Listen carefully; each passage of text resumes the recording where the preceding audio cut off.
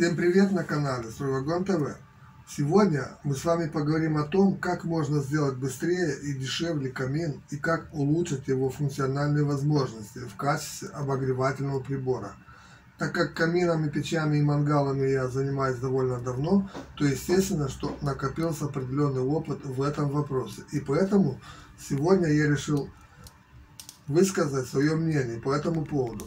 Для людей, которые задумали построить у себя на даче или в загородном доме камин, думаю, будет интересно узнать, как можно быстрее и качественнее построить камин, как можно улучшить его обогревательные свойства и почему стоит обращать внимание на так называемую печь-камин.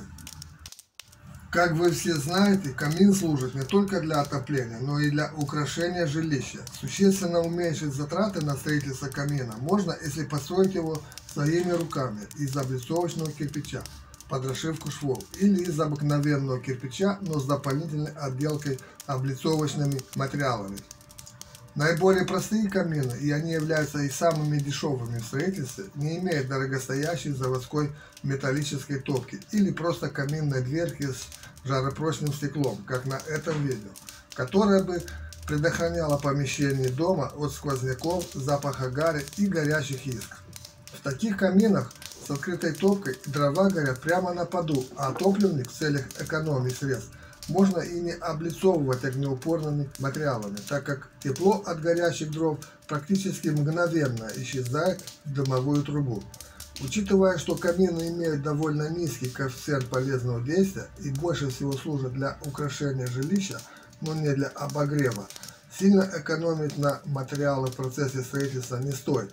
Часть ваших сбережений, как принято в таком деле, уйдет на покупку дорогих облицовочных материалов, как, например, на каминную топку и каминную фурнитуру, но, на мой взгляд, они того стоят. Улучшить обогревательные свойства камина можно, если сочетать в процессе строительства обогревательные качества отопительной печи и красоту внешнего вида камина. То есть в данном случае речь идет об обыкновенной печи, которая бы по внешнему виду напоминала камин, но которая сохранила бы свои важнейшие свойства, как, например, аккумуляцию теплоты в процессе горения дров и обогрев помещения после прекращения растопки. Перед вами самая обыкновенная печь-камин, которую можно облицовать, как и камин, самыми разнообразными облицовочными материалами или сделать из кирпича под расшивку швов. Такая печь-камин больше всего подошла бы, на мой взгляд, городским жителям, которые имеют дачные домики за городом и которые в них не живут постоянно, а приезжают на выходные или на короткое время. Помещение с такой печкой можно длительное время не отапливать, а при разжигании огня в топке печь сразу начинает отдавать тепло в помещение через стеклянную дверку, и через которую можно было бы созерцать потрескивание горящих дров в топливнике печи.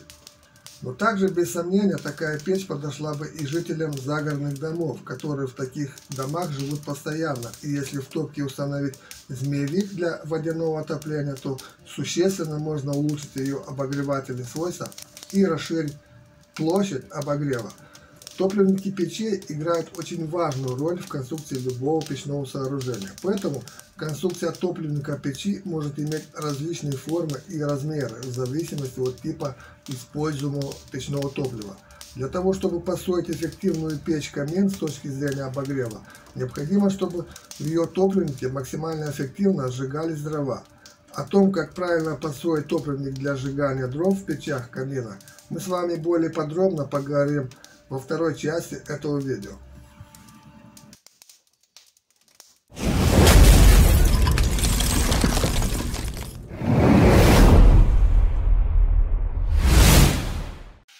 Для того, чтобы печь получилась экономной, необходимо, чтобы в топливнике печи происходило более полное сгорание топлива. Печное топливо наиболее эффективно сжигается в печах, адаптированных под определенный вид печного топлива. Так как для печах каминных дрова больше всего подходит в качестве печного топлива, то рассмотрим далее конструкцию топливника печи, максимально адаптированного для сжигания дров. Высота топливника для дров, считая от уровня колосниковой решетки, должна быть от 80 см до 1 метра. При недостаточной высоте топливника горение дров протекает плохо, а летучие вещества не успевают сгореть полностью и в значительном количестве заполняет газоход, где вследствие небольших температур процесс горения прекращается. Это приводит к тому, что несгоревшие частицы забиваются временным дымоход, вследствие чего стенки печи плохо нагреваются и ухудшается тяга.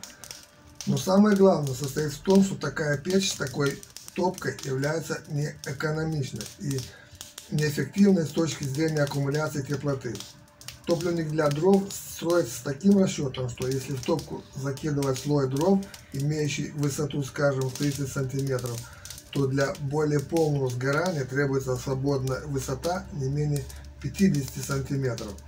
Топливник для дров можно и нужно облицовать жаропрочными материалами, но не обязательно. На этом все. Всем спасибо за внимание. Жду, как всегда, ваших комментов под этим видео. Хочу напомнить вам, что более подробную информацию вы найдете на страницах сайта стройвагон.ру. Тем, кто смотрит наш канал впервые, просим оформить подписку на новые обновления нашего канала. Думаю, что очень скоро встретимся опять в новом выпуске. Ставим лайки, комментируем это видео, распространяем это видео и оформляем подписку.